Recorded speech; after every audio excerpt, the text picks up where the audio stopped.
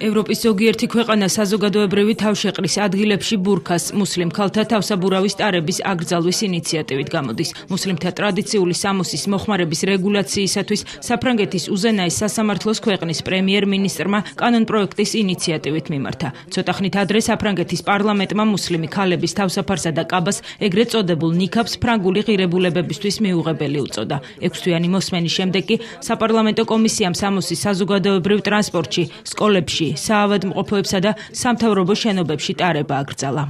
საფრანგეთის პოზიციას იზიარებს იტალიის მთავრობაც ქვეყნის თანაბარი შესაძლებლობების მინისტრის განცხადებით, ემიგრანტ ქალთა უფლებების დაცვისათვის ეს საკითხი განსაკუთრებით მნიშვნელოვანია.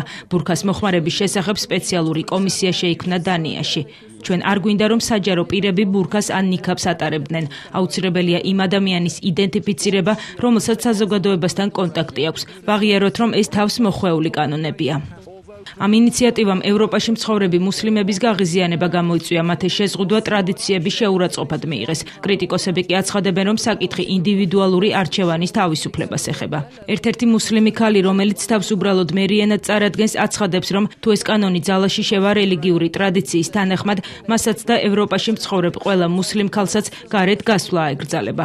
ევროპული ინიციატივა იმ მამაკაცების დასჯასაც ითვალისწინებს, რომლებიც ქალბატონებს ტრადიციული სამოსის ტარებას აიძულებენ.